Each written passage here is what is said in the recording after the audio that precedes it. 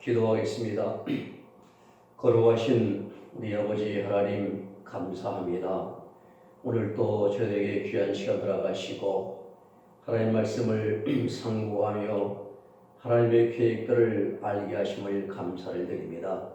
오늘 말씀들이 우리 생명을 살리는 하늘 양식이 되어지게 하시고 오늘 또 하나님의 말씀이 살아 움직이는 생명의 말씀으로 우리에게 와 역사하게 하여 주옵소서. 예수님의 이름으로 기도 올리옵나이다. 아멘. 계시록 16장에는 일곱 대접재앙이 기록되어 있습니다. 이 일곱 대접재앙 중에서 어제 우리가 지난 시간에 첫째부터 네 번째 대접재앙까지 말씀을 증거를 했습니다. 오늘은 다섯 번째 대접재앙부터 함께 말씀을 상고하고자 합니다. 이 10절로 11절 말씀은 다섯째 대접재앙에 대한 말씀입니다. 또 다섯째가 대접을 짐승의 보좌에 쏟으니 그 나라가 어두워지고 그리고 사람들이 아파서 자기 혀를 깨물고 아픈 것과 종기로 인하여 하늘의 하나님을 회방하고 저희 행위를 회개치 아니하더라 말씀합니다. 첫째에서 넷째 대접재앙이 떨어지고 나서 다섯째 대접재앙까지는 한동안 시간이 좀 걸릴 것입니다. 왜 그런가 하면은 첫째부터 넷째 나팔까지 부러지고 다섯 번째 나팔은 조금 지나서 부러진 것과 동일한 이치이기 때문에 그렇습니다.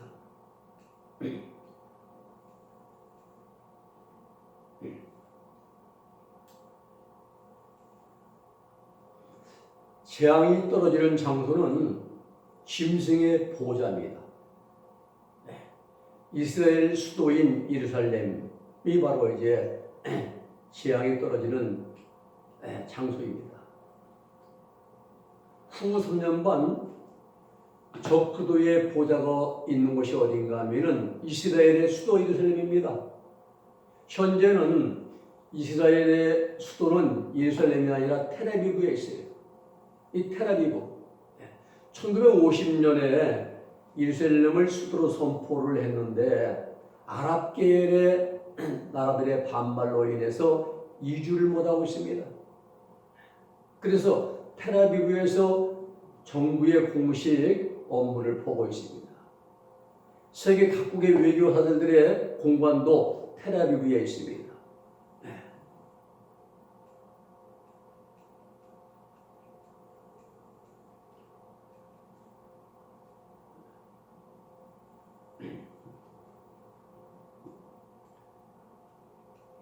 이게 이스라엘 나라입니다. 국기입니다. 다윗의 별이라고 하죠. 이 이스라엘은 면적은 2770km. 우리나라 약 한반도 10분의 1 정도인데 강원도 땅 넓이만큼 된다고 하면은 우리 이해하기 쉬울 것입니다. 인구는 약 900만 명입니다. 2021년 통계청 기준으로 유엔 기준으로 878만 9,776명 이렇게 나와 있어요. 그리고 수도는 예루살렘입니다. 해발 750m에 있습니다. 수도의 인구는 약 인구 80만 명이고요. 1948년 5월 14일에 독립을 했습니다. 이스라엘은 계속 이제 돌아오고 있죠. 돌아오고 있는데 계속 인구가 증가하고 있습니다. 증가해서 지금 한 900만 명 정도 와 있습니다. 들어와 있는데, 자, 이 이스라엘의 예루살렘의 다섯째 대접장이 떨어지는 결과는 어떠냐? 적그도의 나라가 아주 깜깜한 암흑이 됩니다. 그리고 악성 종기가 나요, 사람들. 이를 깨물고 고통을 못 이기고 말입니다. 그냥. 그런데도 마음은 악하여져서 악심이 생겨서 회개가 안 되는 거죠. 하나님을 회방하고 마음에 악독함을 품게 됩니다. 첫째 대접이 떨어지고 조금 있다가 다섯째 대접장이 떨어진 이유는 첫째 대접이 떨어질 때에 악하고 독한 헌대가 짐승의 표를 받은 사람들과 그리고 그 우상에 경배한 자들에게만 나타났어요. 적그리스도에게는 이 독한 헌대가 나타나지 않았습니다. 그리고 적그리스도의 측근에 있는 자들에게도 이런 악성 종기는 나질 않았습니다. 그래서 이제 이 적그리스도를 그 경배한 자들, 이런 자들에만 나타났던 겁니다. 그런데 다섯째 대접이 떨어질 때는 적그리스도와 적그리스도의 시야에 있는 측근에 있는 자들에게 악창이 난다 이 말입니다. 왜 그런가? 이 적그리스도에 들어가 있는 악령이 최고로 강한 악령이기 때문에 그렇습니다. 첫째 대접지향 때 악창을 이제 준 장모이 누구냐면은 악령들이거든요. 이 악령들인데 이 악령들이 B급 악령들입니다. 그래서 B급 악령들보다 더 강한 최고로 강한 특급 악령이죠. 이 마귀가 들어가 있는 적그리스도와 적그리스도의 측근 사람들에게는 악창이 나지 않습니다. 그러나 적그리스도를 경배한 자들 모든 자들에게는 첫째부터 넷째 대접까지 큰 고통을 당하게 될 것입니다. 이것이 아주 중요한 환경입니다. 여러분 적그리스도가 등장할 때 공약 있잖아요. 필공짜. 내가 여러분들에게 천년치도 지난 나원을 만들어주겠어. 전쟁도 없고 기근도 없고 질병도 없는 그러한 파라다이스를 만들어주겠어. 근데 지금 어떻습니까? 환경이 몸에 악창이 나서 박박 지금 긁어대고 있다는 사실이에요. 천년왕국을 만들어준다고 하더니 행복을 준다고 하더니 이게 뭡니까? 호언장담하더니 이게 뭐 지금 몸에 악창이 나죠. 고통은 극심합니다. 도저히 참기가 매우 어렵습니다. 이런 어려운 고통 속에서 하루하루 근근히 살아갑니다. 죽지 못해 살아갑니다. 그래서 차츰차츰 시간이 지날수록 적그리스도와 666 하나들에 대해서 불신감이 생기게 됩니다. 한마디로 속았다는 거죠. 무엇이 행복인가? 무엇이 나고냐 이 말입니다. 마실 물을 없죠. 바다는 피같이 되지요. 온 땅에 자연이 다 메말라 버렸습니다. 또 보면 악창이 나고 사람들은 해에 타서 죽어가고 이러한 일들을 겪을 때 적그리스도는 여전히 멀쩡합니다. 아무 이상이 없어요. 그때 적그리스도가 하는 말이 뭐냐면 여러분 잠깐만 기다리십시오. 이거 뭔가 대단히 잘못된 것 같습니다. 문제가 있다고 할 때 앞불사. 다섯째 전사가 다섯째 그 대접재앙을 떨어뜨리니까 자기 몸에도 악취가 난 거예요. 박박 긁고 말입니다. 붕대를 감고 숨길 수 없는 거죠. 너무 극심의 고통이 지금. TV 나오고 얘기할 때도 붕대 감고 나오고 말입니다. 사람들이 볼 때 저가 가짜구나. 재림멸시가 아니었구나.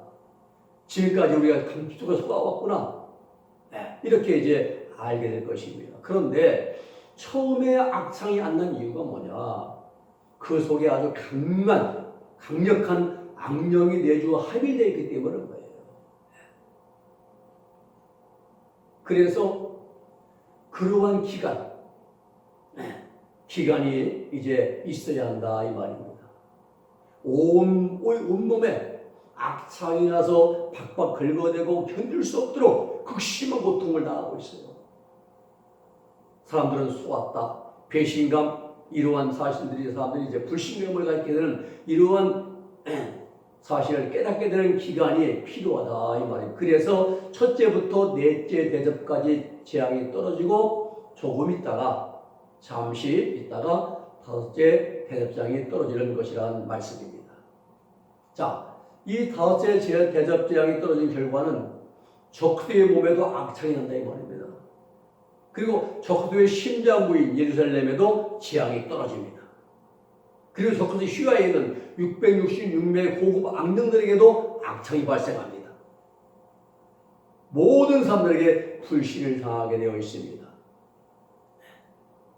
이때 다섯째 대접장이 떨어지면서 전 세계 사람들은 이 석소가 재림 메시가 아니라 이 가짜구나, 우리 속았구나 라는 것을 확인하게 깨닫게 되는 것입니다. 그 여섯째 대접장은 12절로 16절까지인데 12절 말씀은 또 여섯째가 그 대접을 큰 강 유브라데의 소돔에 강물이 말라서 동방에서 오는 왕들의 길이 예비되더라. 재앙이 떨어지는 장소가 큰 강 유브라데입니다. 예레미야 46장 10절 말씀에 그날은 주 만군의 여호와께서 그 대적에게 원수 갚는 보수의 일이라. 칼이 배부르게 삼키며 그들의 피를 가득히 마시리. 주 만군의 여호와께서 북편 유브라데 하숫가에서 희생을 내릴 것이로다 라고 말씀하고 있습니다. 자, 땅에 재앙이 떨어진 결과입니다. 강물이 말랐습니다. 그리고 동방에서 오는 왕들의 길이 예비됐습니다. 여기 예루살렘이에요. 이 가자지고요. 이 길리기의 다소, 사도 바울의 고향이죠. 이 러시아적입니다. 아락세스 강이 거기 있고요. 여기에 티그리스 강이 있고요. 여기에 유프라tes 강이 딱 흘러갑니다. 이 지역이요. 이 강물이 유브라데 강이 마른다 이 말입니다. 그래서 동방에서 오는 왕들의 길이 예비된다는 사실이에요. 여섯째 대접재앙은 아마겟돈 전쟁을 준비하는 재앙입니다. 아마겟돈. 유브라테스 강이 말랐다. 이 동방에서 오는 왕들의 길을 예비하기 위해서 말랐다. 문명의 4대 발생지가 있죠. 세계 4대 문명의 발생지가 이집트의 나일강 문명, 파키스탄의 인더스 문명, 중국의 황하 문명, 티그리스 유프라테스 강 유역의 메소포타미아 문명입니다. 다 강을 끼고 있어요. 큰 강을. 그럼 동방에서 오는 군대는 어떤 군대냐? 일반적으로 해석하기를 사람들이 중국군이라 라고 해석을 해요. 왜 그런가 하면은 계시록 9장 13절 18절 말씀 보면은 유브라데 강 유역의 전쟁에 참여하는 마병대의 수가 2만 만이니 만 곱하기 만 2억이란 거죠. 그 전 세계에서 그렇게 나라 인구하는 나라는 중국밖에 없다. 중국이 한 지금은 현재 한 17억 이래 되겠죠. 그러나 그렇지가 않습니다. 이렇게 해석하면은 이건 부족한 해석입니다. 이때 중국군이 있습니까 없습니까? 없습니다. 없어요. 왜 없는가? 이때는요 적도가 전 세계를 통치할 때입니다. 없어요. 적도가 전 세계 통치할 때입니다. 이때는요. 그런데 계시록을 해석할 때에 이 구절 가지고 2억 명이 중국에 넘어오려고 실크로드를 따라서 온다. 이런 식으로 해석하는 사람들이 있는데 왜 이런 해석하는가? 전체적인 시간의 흐름을 맥락을 모르기 때문에 그래요.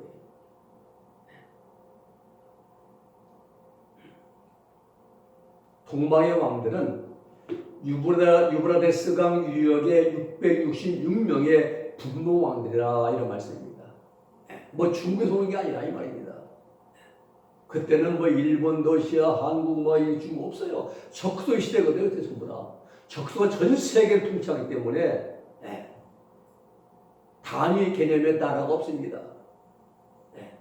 재림 메시아 같은 나라 아닙니까? 후사는반 가짜. 동방에 있는 그 유브라데스 강 유역에 있는 666명의 분봉왕들 그들이 전쟁하러 온다. 무슨 전쟁? 인류 마지막 전쟁. 이름하여 아마겟돈 전쟁. 그 전쟁하기 위해서 몰려오는데 강물이 말라서 예비되라 이 말씀입니다. 실제로 모든 강물이 많을 것입니다. 그러나 염려할 것 없습니다. 하나님께서는 감당치 못할 시험을 허락하지 않으십니다.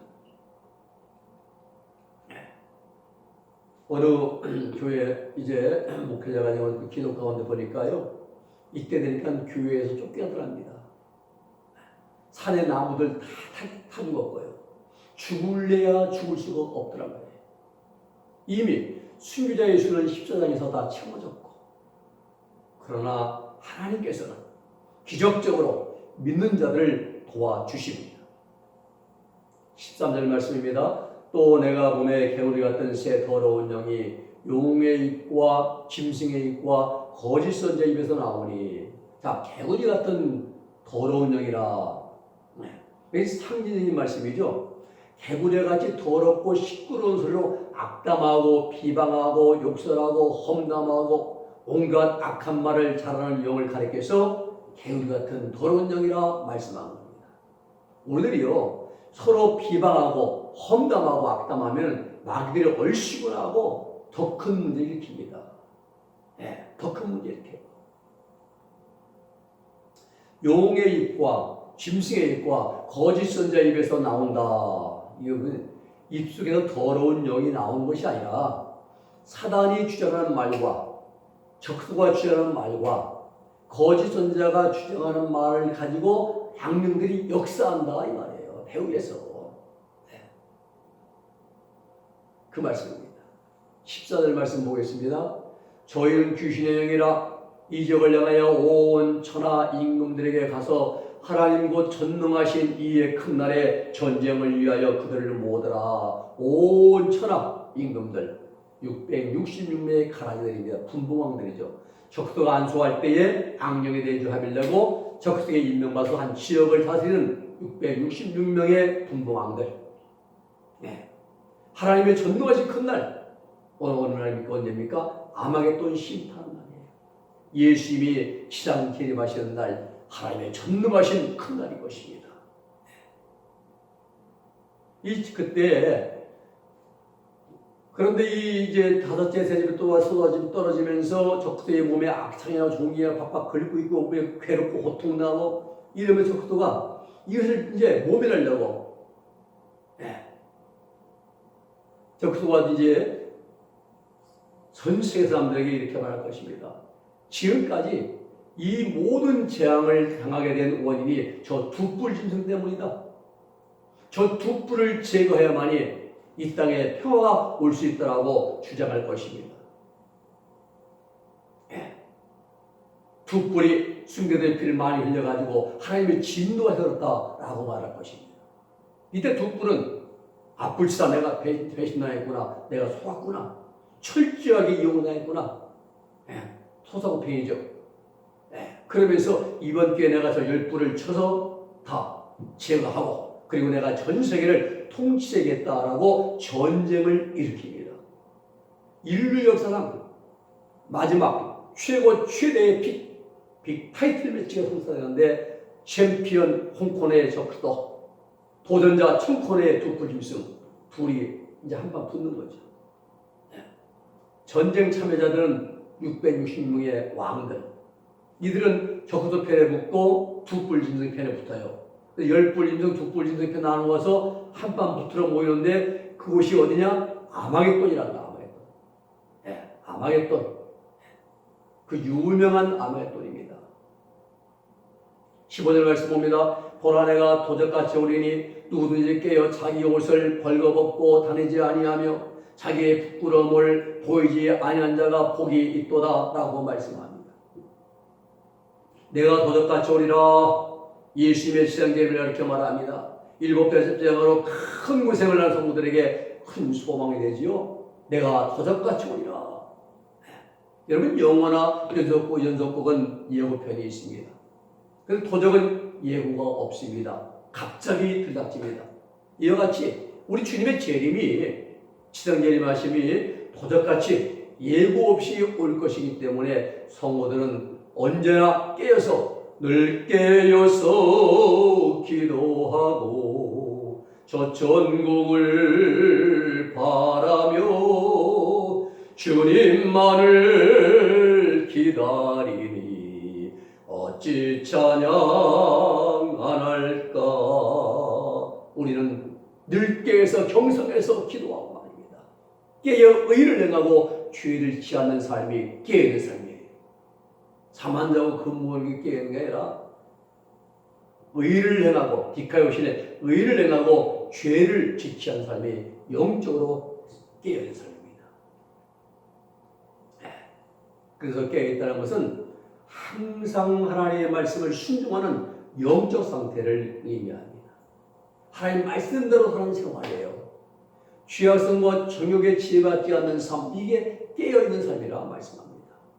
그리고 자기 옷을 직접 벌거벗고 다니지 아니한다. 성도일 때까지요, 대환란을 통과하면서 마음의 행실을 깨끗하게 빨게 했어도 일곱 대접 재앙이 극심한 상황이므로 죄성과 정욕의 지배를 받지 않도록 빗된 행실로 승리하는 생활을 계속해 나가라 이 말이에요. 자기 옷, 자기 행실이 옷입니다. 자기 인격의 옷입니다. 자기 옷과는 다섯 가지 비결을 우리 다 알죠? 어린 양의 보혈, 예수님의 보혈로, 예수님의 보혈로 나의 모든 죄가 다 예수님 어린 양의 보혈. 7장에 보면 그렇죠. 1절로 이제 8절까지는 13만 4천의 인을 치잖아요. 9절로 10절 조금 능히 셀 수 없는 큰 물인데 사도 요한이 볼 때, 그런데 그들이 특징이 공통점이 어린 양의 피에 그 옷을 써 시계했다, 흰옷 입고 나오더라는 거예요. 어린 양의 보혈, 예수님의 보혈로 우리는 옷을 빨아야 됩니다. 깨끗하게 예수님의 보혈. 그리고 연단받는 환경이 있어야죠. 연단받는 환경이 없으면 내 결점이 무엇인지, 내 속에 뭐가 있는지 드러나지 않습니다. 산 위에 있는 돌멩이가 망치를 얻어맞고 적을 맞고 또 다듬어지면서 그래야 아름다운 석상으로 만들어주시 연단받는 환경이 필요합니다. 또 무엇이 빛이 어둠인가, 무엇이 육적이고 어떤 것이 영적인가, 어떤 것이 선이고 어떤 것이 악인가, 이것을 우리가 알 수 있는 게 빛에 대한 말씀이 있어야 돼요. 빛에 대한 말씀. 어떤 것이 빛인 걸 알아야죠. 그래야 어둠의 행실을 버리고 빛의 행실을 따라 살죠. 또 한 가지 맑은 물, 성령의 도우심입니다. 성령의 도우심이 있어야죠. 성령의 마음에 감동도 주시고 깨달음도 주시고 회개할 마음도 주시고 회개하면 또 용서받은 긴제 그런 기쁨도 주시고 확신 주시고 맑은 물이 필요합니다. 그리고 가장 중요한 건 순종하는 자유의지입니다. 순종하는 자유의지. 내가 다 어린 너의 보혈 2000전에 이미 십자가에서 다 완성되어 있습니다. 준비되어 있습니다. 연단받는 환경은 계속 우리에게 수십 번씩 주어집니다. 빛에 대한 말씀, 성경 66권의 말씀이 다 우리에게 주어져 있습니다. 맑은 물 성령의 도우심에 계속 공급됩니다. 그런데 내가 순종하지 않으면 소용없다는 거예요. 어린 양의 보혈, 하이타이, 예수님의 보혈 하이타이 다 준비되어 있어요. 연단받는 환경, 세탁기 있습니다. 막 돌려주고, 두들겨주고, 말씀도 맑은 물 다 필요한데 빨래할 사람이 있어요. 빨래할 사람이. 그걸 생각하는 가장 중요한 것이 순간순간 우리의 정과 욕심을 절제하고 십자가 못 받고 하나님 주님의 뜻을 따르는 순종하는 자유이지. 이게 매우 중요한 것입니다. 자, 그래서 자기의 부끄러움을 보이지 않는다. 부끄러움이 뭐예요? 우리의 부끄러움이 못생긴 부끄러움입니까? 아닙니다. 못 사는 거 아닙니다. 못 배운 거 아닙니다. 정말 우리의 부끄러움은 우리 영과 육성에 뿌리박혀 있는 죄악성이에요. 이 부끄러움을 보이지 않는다. 이것은 원망이나 불평이나 성질내고 욕하고 질투하고 아집하고 이런 죄의 냄새가 나타나지 않도록 하라 이 말입니다. 우리 얼마나 이런 게 많이 나타납니까? 귀에만 주어지면 그래요. 귀에만 주어지면. 우리는 그래서 철저하게 갈라디아 5장 14절 말씀처럼 또 예수님의 사람들은 정과 욕심을 십자가에 못 박았느니라. 정욕을 위해서 하지. 정욕은 육신의 본능입니다. 추우면 입어야 되고 배고프면 먹어야 되고 피곤하면 잠자기 본능이에요. 이 버릴 수가 없어요. 이걸 절제해야죠. 누구를 위해서? 주님을 위해서. 이게 신앙생활입니다. 참고로 20세기에 3대 성이 있는데 하천푸, 일본의 하천푸는 가가와 도 있고 그 다음에 알베르 슈바이처, 썬다시 이런 분들은 자기 옷을 다 빨아 흰옷을 받아 입은 신분들입니다. 썬다가요 일남 전도 시대에 이 예수님을 전한다고 해서 사람들이 잡아다 구덩이에 쳐넣었어요. 깊은 구덩이입니다. 그 속에 물이 좀 있는데 거머리가 얼마나 많은지 몰라요. 거머리들이 달라붙으면 피를 빨아먹는데 끝이 없어요. 시골서 옛날에 논 꾸미고 하다 이제 못 심을 때 말이면 모내기 할 때 거머리 붙으면 미끈미끈 또 붙으면 안 떨어져요. 네. 그런데 썬다는 그 거머리들은 막 달려붙어 피를 빨아먹는데 그 가운데서 하나님을 찬양했습니다. 그때 환희를 맛보았습니다. 사람들이 와서 건져내 주십니다. 그런 말하기를 나는 걸어가면서 기뻤다. 왜? 예수 그리스도의 고난을 조금이라도 맛볼 수가 있었기 때문이다. 이렇게 사신 분들이 자기 옷 다 빨고 흰 옷 입은 분들이라 이 말입니다. 16절 말씀 보겠습니다. 새 영이 히브리음으로 아마겟돈이라는 곳으로 왕들을 모으더라. 아마겟돈, 하르마게돈인데 이 히브리어를 음역한 것으로 하르는 산 언덕이에요. 하르의 때 무깃도 언덕, 산 언덕을 이렇게 말하는 겁니다. 무깃도 산 언덕. 이 무깃도는요, 여호사밧 골짜기도 말합니다. 여호사밧 골짜기는 전장에 매우 좋은 조건을 갖추고 있는 지역이기 때문에 유명한 전쟁터입니다. 이 아마겟돈 전쟁을 16절에서요, 전쟁 장소는 암무깃도, 무깃도 골짜기라는 뜻이에요. 여호사밧 골짜기, 이 전략집, 이제 전략적 요 중지로서 이곳을 성경에 보면은 드보라와 바락이 가나안 동맹에 대항하여 싸운 곳입니다.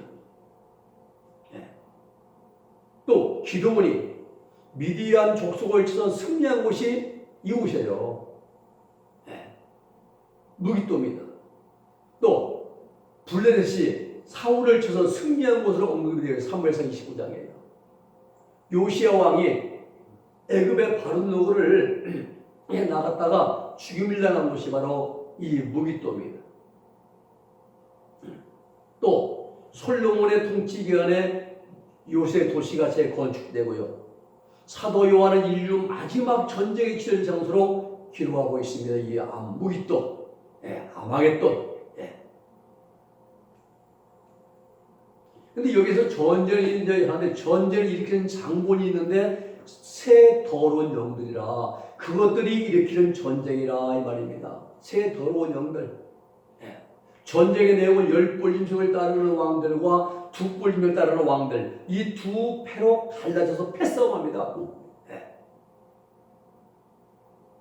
열불 대 두불 전쟁이 아마겟돈 전쟁입니다. 자, 여기서 우리가 생각해야 할 것은요, 암무깃도 골짜기에 모여서 열불과 두불이 총싸움하겠습니까? 아닙니다. 물론 암무깃도 그 골짜기 분지가 전쟁의 중심지가 될 것입니다만은 왜 그런가? 왜 중심이 되냐면 열불이 어디에 있어요? 이 예루살렘에 있거든요. 지금 열불이 재림 메시아니까 이 예루살렘은 무깃도 골짜기가 예루살렘 북쪽이에요. 이 열불 임승 적도가 예루살렘에 있기 때문에 그곳이 전쟁의 중심이 될 것입니다. 그러면 그곳에서는 싸우느냐? 아닙니다. 아마겟돈 전쟁은 제4차 세계대전으로 전 세계적인 전쟁이 돼요. 그래서 전쟁의 중심지는 암무깃도고 그곳을 중심으로 세계 인구 3분의 1이 참가하는 큰 전쟁인 것입니다. 이 마지막 전쟁이거든요. 여기서 전 세계에 있는 핵무기가 다 터져야 됩니다. 천연무기는 딱 총 하나 못 갖고 들어갑니다. 화약 냄새도 가지고 못 들어갑니다. 뭐까지 들어가요? 천연무기는 이 땅에는 다 폭죽도 다 터져야 되는 거죠. 그 이때 모든 것이 다 터지고 끝이 나게 됩니다. 마지막으로 17절로 21절 16장 이 말씀의 7대 대접을 이제 말씀을 드리겠습니다. 17절 말씀입니다. 7제가 그 대접을 공기 가운데 소돔에 큰 음성이 성전에서 보좌로부터 나서 가로되 되었다 하니 18절 번개와 음성 뇌성이 있고 또 큰 지진이 있어 어찌 큰지 사람이 땅에 있으므로 이 같은 큰 지진이 없었더라. 우리가 보면은 첫째 대접장은 땅에 떨어집니다. 땅에 묻고 독종이 생겨요. 적대의 우상을 경배하고 적과 주는 것을 받아먹을 영적 음행한 자들 이들에게 독종이 납니다. 둘째는 바다에 쏟아지고 바닷물이 피같이 됩니다. 셋째는 강물 근원에 쏟아붓고 이제 죽음이 오는 것이고, 넷째는 해에 쏟아붓습니다. 그 해가 사람을 태워 죽입니다. 이 첫째, 둘째, 셋째, 넷째 거의 동시에 쏟아집니다. 그리고 잠시 쉬라. 잠시 동안 고요하다가 다섯째 대접재앙은 짐승의 보호자에 쏟습니다. 이게 암흑이오고 악성 종기가 나와요. 짐승의 주위에 있는 자들에게 육백시요. 그리고 여섯째 대접재앙은 큰 강 유브라데에 쏟고, 이제 유브라데스 강이 말라가지고 전쟁이 이제 동방으로 이제 전쟁이 되고요. 그리고 일곱째는 공기가 쏟는데 번개와 음성과 내성과 큰 치 나오더라 거예요. 이런 걸, 이 결과를 우리가 잘 이제 과정을 살펴야 됩니다. 17절로 18절은 떨어진 장소가, 일곱째 대접재앙은 공기가 온대, 공기. 떨어진 결과는 뭐냐? 번개, 음성, 뇌성, 큰 지진. 바벨론성이 멸망할 때에 중수가 60km, 100근짜리가 떨어진다. 우박이 말입니다. 이것이 번개나 음성, 뇌성, 지진, 큰 지진은 대환란 직전에도 있었습니다. 그리고 예수님의 기상전 직전에도 나타날 것입니다. 번개는 하나님의 공의로우신 심판을 상징합니다. 지진은 무섭죠? 일본의 고베에 20초 흔들어서 20만 명 재해감민이 발생하고요. 5천 명 넘게 사망하고 말입니다. 13,000여 가구이 파괴되고, 도로, 수도, 전기, 전화, 가스원 다 끊기고 말입니다. 엄청난 지진이에요. 무서워요. 아이티 지진, 또 칠레 지진, 또 일본 지진, 쓰나미, 오늘날 이렇게 많이 이렇게 계속 지진이 이제 일어나고 있습니다. 크고 작은 지진이 계속 발생하죠. 자, 하나님께서 단 몇 초만 흔치셔도 지구상에는 엄청난 결과가 발생합니다. 자, 일곱 대접재앙의 지진은 일곱개 이제 어떻게 되냐? 인류 역사상 가장 크고 가장 처참한 지진이에요. 땅 밑이 쩍쩍 갈라져가지고 웬만한 도시는 그대로 땅속에 묻혀버릴 것입니다. 땅에는 번개와 벼락이 떨어지고, 그리고 하나님 보좌로부터 이 재앙은 마지막 재앙으로 하나님이 허락하신 일곱 대접 재앙이 끝나게 된다는 음성이 들려옵니다. 17절 말씀이죠. 가로되 다 되었다, 이 말씀이에요. 다 되었다. 19절 말씀 봅니다. 큰 성이 세 갈래로 갈라지고 만국의 성들은 무너지니 큰 성 바벨론이 하나님 앞에 기억하신 바 되어 그의 맹렬한 진노의 포도주전을 받으매. 20절 말씀 봅니다. 각 성도 없어지고 산악도 간되었더라. 이 큰 성 바벨론, 두 꼴짐승이 앉아서 온 세상을 통치하던 큰 성 바벨론,